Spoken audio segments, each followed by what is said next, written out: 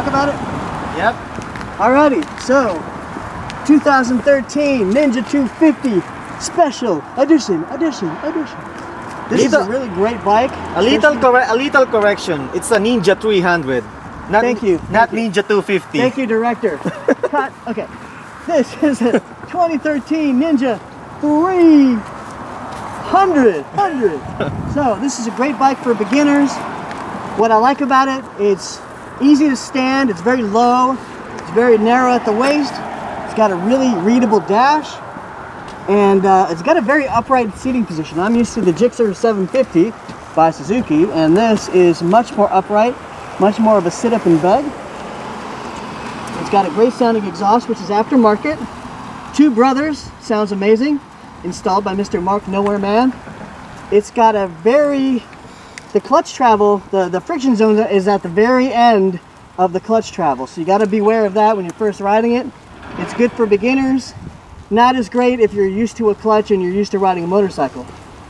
Otherwise, I really like it. It's got a really nice mid-range tug, and it's a good value for the money. Thumbs up. 300. I can't do it. There we go. 300. All right. Right on.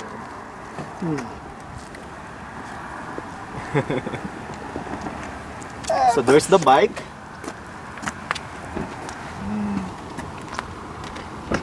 So do you think the power is enough for you to commute, or let's say not for me? I'm used to a 750, and I was actually redlining because I was like, wait, where's all my power? So right. For me, it's not enough. I like passing power. I was even talking about that in my vlog. Is having some passing power is actually a safety thing, I think, because sometimes you just need to pass someone in a second. The brakes are okay, a little bit wooden, but they're okay. They're not bad for a 300. You don't need as much stopping power for this bike, but I'm used to a little bit better brakes. So how about for a beginner rider? Do you think that bike is enough?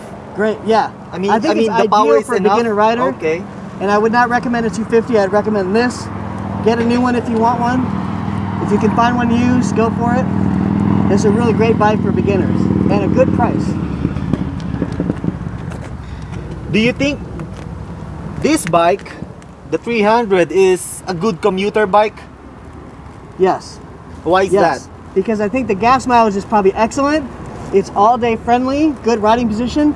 Instead of like this, and you're not like this, you know, you're just like this. So it's very comfortable.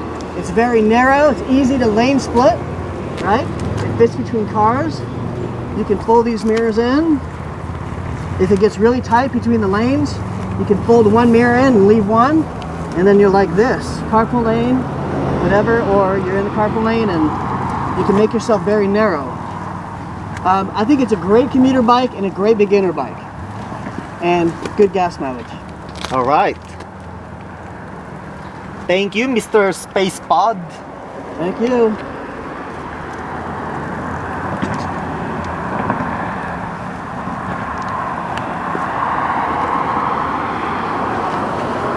All right, man. Gravity Cool stuff. just goes away.